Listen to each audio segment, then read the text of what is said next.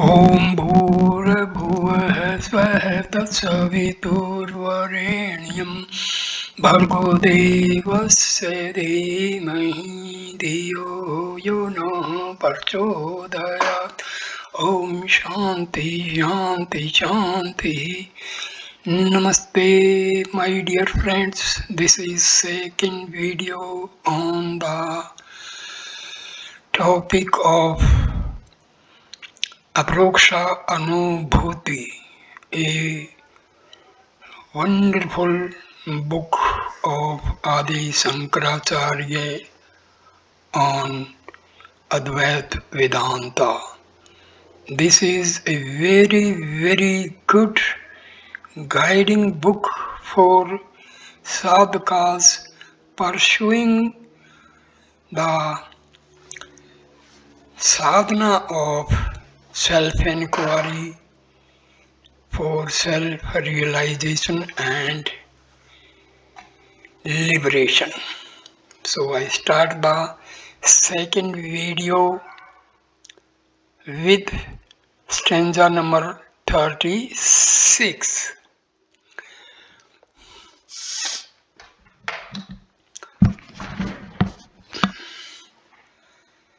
असंगः प्रसय प्रोक्तो बृहदारण्य के पिच अनंतमलशिलष्ट कथम शादेहकः पुमान. So also it is said in the Brihadaranyaka that the Purusa is completely unattached. How can this body wherein inhere innumerable impurities be the Purusha? The Purusha is completely unattached. This reference is to the following passages. The Purusha is not accompanied in the waking state by what he sees in dream, for is completely unattached to everything. Brihadaranyaka Upanishad, chapter 4, stanza 3. Now stanza number 37. तत्रैव च समाख्यात स्वयं ज्योतिर्हि पुरुषः जड़ प्रकाशोय अयम कथम शादेहकः पुमान. There again it is clearly stated that the Purusha is self-illumined, so how can the body which is inert, insentient and illumined by an external agent be the Purusha? There again in the same Brihadaranyaka we have here in dream the Purusha is self-illumined. Brihadaranyaka Upanishad, chapter 4, 3.7.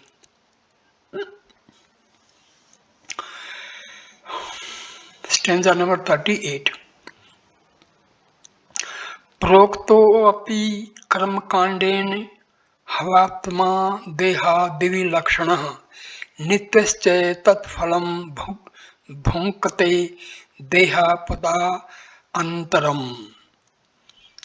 Moreover, the karma kanda also declares that the Atma is different from the body and permanent, as it endures even after the fall of the body and reaps the fruits of actions done in this life. Moreover, the Karma Kanda declares the Karma Kanda is that portion of the Veda which inculcates the performance of religious acts, sacrifices, and ceremonies, laying down in detail rules and regulations for the guidance of its votaries. The followers of the Karma Kanda do not believe in an Ishvara or God. Nevertheless, they believe in a permanent individual soul which is quite different from the body and which survives the destruction of the latter as a sport of apurva, the abiding result of karma. So not only the Jnana Kanda, the Upanishads, but the Karma Kanda also asserts that Atma is different from the body. Stanza number 39. Lingam chane kansanyuktam chalam drishyam vikari cha avyapak masudruvapam tat katham sayat pumaniyam. Even the subtle body consists of many parts and is unstable. It is also an object of perception, is changeable, limited, and non-existent by nature. So how can this be the Purusha? The subtle body, etc., it consists of 17 parts, viz.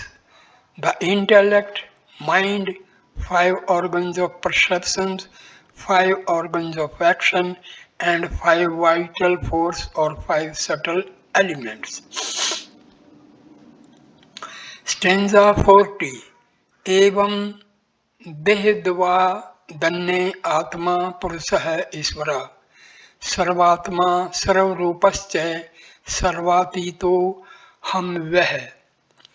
The immutable Atma, the substratum of the ego, is thus different from these two bodies and is the Purusha, the Isvara, the Lord of all, the Self of all. It is present in every form and yet transcends them all. Stanza number 41. इत्या आत्म दे भागेन परपंच संयौ सत्यता यथोक्ता तर्कशास्त्रेण ततः किम पुरुषार्थता. Thus the enunciation of the difference between the Atma and the body has indirectly asserted, indeed after the manner of the Tarka Shastra, the reality of the phenomenal world, but what ends of human life are served thereby. Tarka Shastra, the science of logic, Nyaya, or treatises like Sankhya and Yoga, and those of the Lokayatikas, which mostly follow the method of inference in arriving at their respective conclusions. Here it specially refers to Sankhya, which with the mere help of Tarka logic tries to establish the final duality of Prakriti and Purusha, and in which Prakriti or the material principle that constitutes the phenomenal world is eternal and coexistent with Purusha, the conscious principle. What ends of human life are served?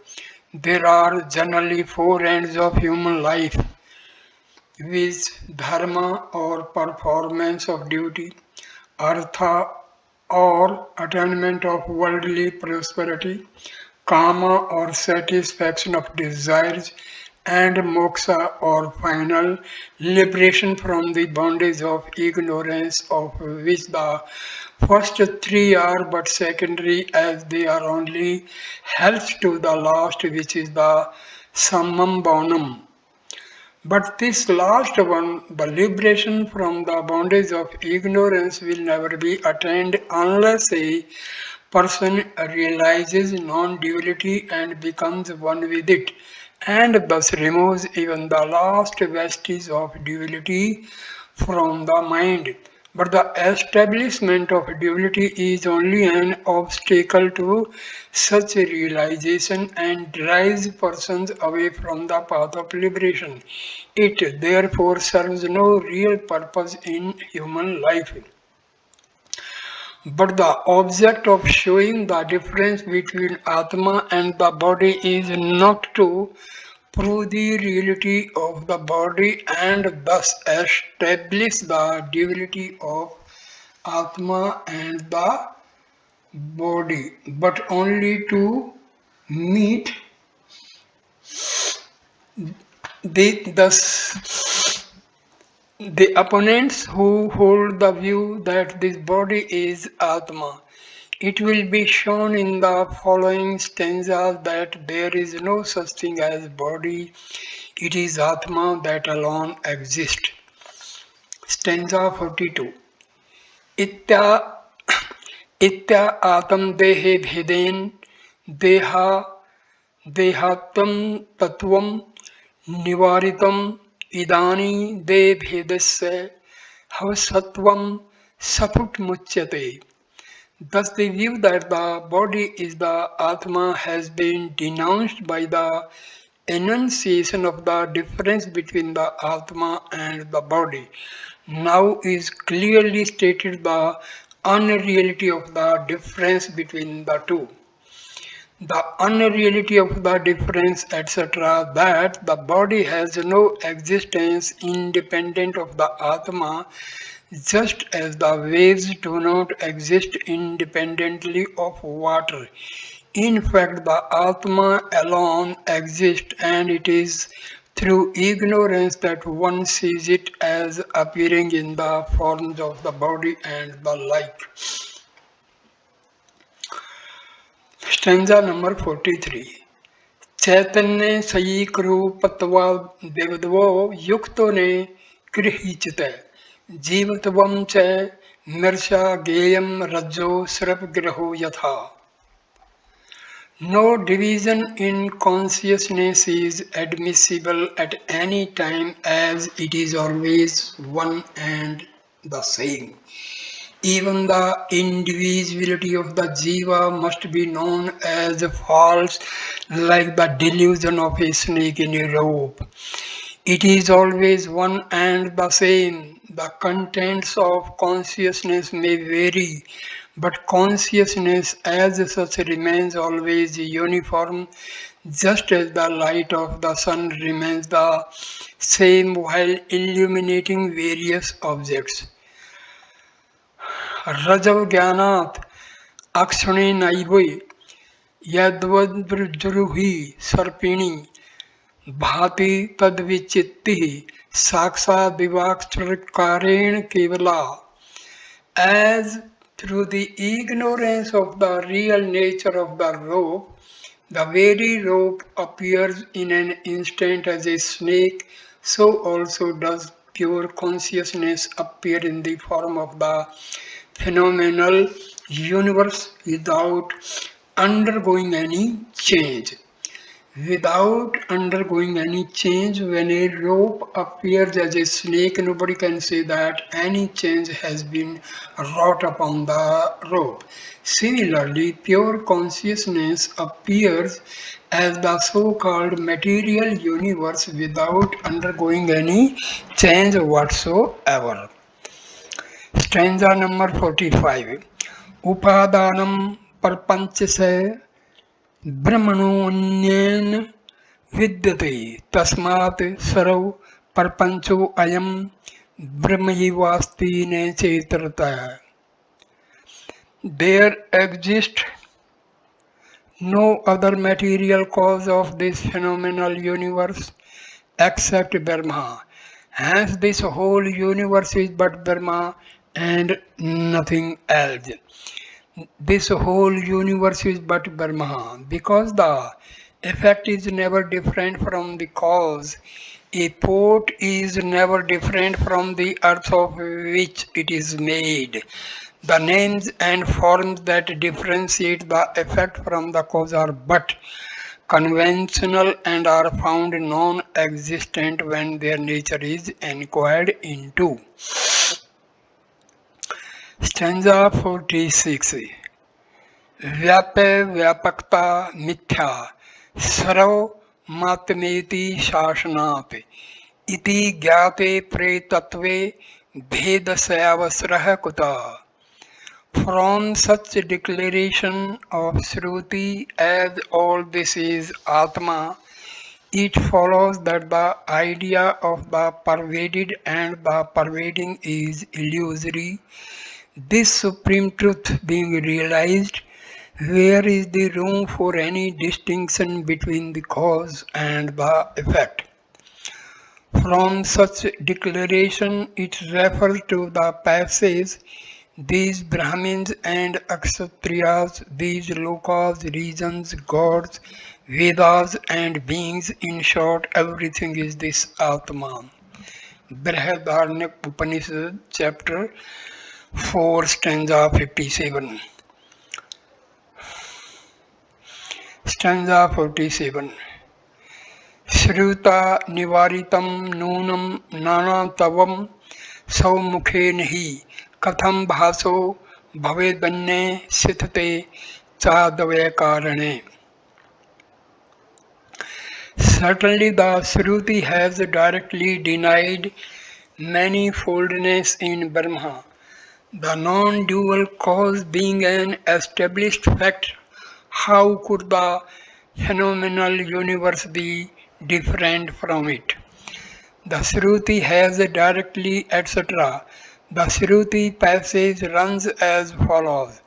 After hearing from a competent teacher, one should realize with the help of a pure mind that there is no manifoldness in this Brahma. The non-dual cause being an established fact, etc.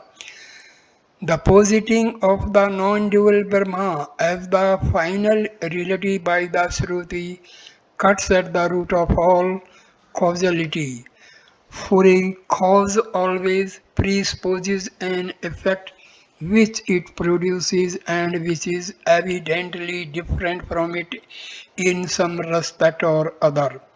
But when there is only one, how is it possible for a second thing, an effect, to come into existence? The truth is that the non-dual Brahma or Atma never causes anything. It is through ignorance that one sees this world and thinks of Brahma as its cause. Stanza number 48. Doso api vihita shrutya mirto mirtum se gacchati I pashyati nana tavam maya vanchito naraha. Moreover, the Shruti has condemned the belief in verity in the words. The person who, being deceived by Maya, sees verity in this Brahma, goes from death to death. Goes from death to death means is born and dies again and again. The reference is to such Shruti text as he who sees verity in this, that is Brahma, passes from death to death. Brihadaranyaka Upanishad, chapter 4, stanza 4.19. In other words, unless a person realizes the non-dual Atma, which is evidently without birth and death, there is no escape for him from the cycle of rebirth. Stanza number 49. ब्रह्मणे सर्वभूतानि जायन्ते परमात्मनः तस्मादेतानि ब्रह्मैव bhavanti tavdharyet. Inasmuch as all beings are born of Brahma, the Supreme Atma, they must be understood to be verily Brahma. All beings are born of Brahma. The reference here is to such Shruti passages as that is Brahma, where from all these beings are born, etc. Taittiriya Upanishad, chapter 4, stanza number 50. Dharmayu Sravanamani Rupani Vividhani Cha Karmane Api Samagrani Vibhartiti Shruti Shrutir Jagau. The Shruti has clearly declared that Brahma alone is the substratum of all varieties of names, forms, and actions. Brahma alone is the substratum, just as a rope is the substratum of the illusion of a snake and the like. So Brahma is the substratum of all names, forms, and actions, though these are but illusory. For even an illusion requires a substratum for its appearance. Stanza 51. सुवर्ण जायमानस्य सुवर्णत्वं च शाश्वतं ब्रह्मणो जायमानस्य ब्रह्मत्वं च तथा भवेत्. Just as a thing made of gold ever has the nature of gold, so also a being born of Brahma has always the nature of Brahma. Stanza 52. स्वल्प नियंत्रम कृत्वा जीवात्म परमात्मनो यह संतिष्ठि मूढ़ात्मा भयम तस्याभिभाषितम. Fear is attributed to the ignorant one who rests after making even the slightest distinction between the Jivatma and the Paramatma. Fear has its root in duality and imperfection and can be overcome by him alone who realizes non-duality and thus attains to perfection. For such a person, there is none to be afraid of and nothing to be gained or lost. Who rest, etc. The Shruti text runs as follows. When he, the ignorant one, takes the slightest difference in it, Brahmana, there is fear for him. This is from Taittiriya Upanishad, chapter 2, stanza 7. Stanza number 53. Yatra jnana bhavedah तमित्र सत्रः पश्यति आत्म तवेन यदा सर्वं नेत्र सत्रतः चाणवपि.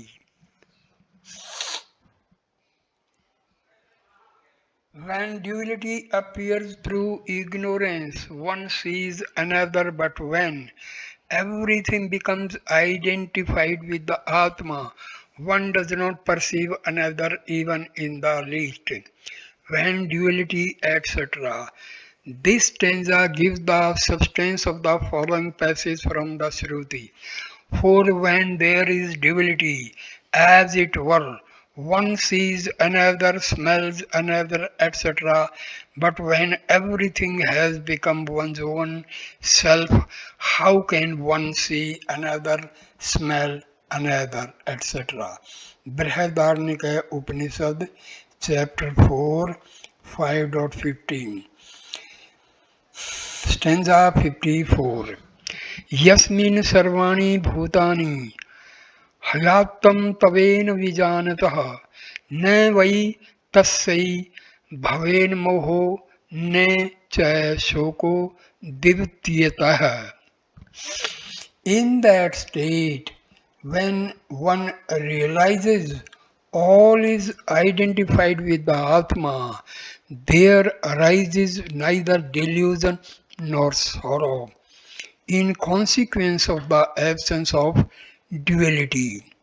In that state, etc., it refers to the following Shruti text. When a person realizes all beings to be his very self, where is there any delusion or sorrow for such a sphere of unity? Upanishad, chapter 7, stanza 55. Ayamatma hi brahmayivi sarvatam katayah sitata iti nirdvaritum shrutva brihadarane sansataya. The Shruti in the form of the Brihadaranyaka has declared that this Atma, which is the self of all, is verily Brahma. The Shruti, etc. The text is this Atma is Brahma, etc. Brihadaranyaka Upanishad, chapter 2, stanza 5.19. Stanza 56. Anubhuto payam अनुभूतोपयम लोको व्यवहार अक्ष्मो अपि सनः ऐस असद्भूतो भू ऐस असद्भूतो भूपो यथा स्वप्नः उत्तर अक्षण बाधते. This world, though an object of our daily experience and serving all practical purposes, is like the dream world of the nature of non-existence inasmuch as it is contradicted the next moment. This world, etc., we cannot call a thing sat ever existent merely because it is experienced and has some pragmatic value. In dream we experience things which are valid so long as the dream lasts, but as soon as we awake they disappear as they never existed. So also the experience of our waking states, which are so full of meaning to us, are negated as soon as we enter into dream or deep sleep. This world of waking experience, therefore, is also in the same category of existence as the dream world. Stanza 57. स्वप्नो जागरणे लीकः स्वप्नेऽपि जागरो न हि दवमेव लये नास्ति लयो अपि ह्युम्योर्नचः. The dream experience is unreal in waking, whereas the waking experience is absent in dream. Both, however, are non-existent in deep sleep, which again is not experienced in either the dream, etc. Here the author illustrates the preceding sloka by showing the unreality of the pre-states, avasthatraya, on account of their mutual contradiction. Stanza number 58.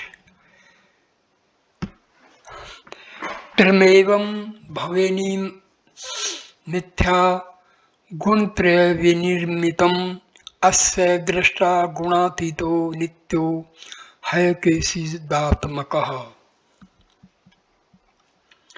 Thus all the three states are unreal inasmuch as they are the creation of the three gunas, but their witness, the reality behind them, is beyond all gunas, eternal one, and is consciousness itself. The three states are unreal, etc. This world of our daily experience, comprising these three states, is produced by the permutation and combination of the three gunas, components of Prakriti, or the primeval substance, which sattva, rajas and tamas. But whatever is a compound must disintegrate and be destroyed. This world being a compound is thus foredoomed to destruction, and so it is unreal, as reality implies indestructibility. Here what has been put forward as a mere proposition in Sloka 56 is conclusively proved, viz. that this world, though experienced, is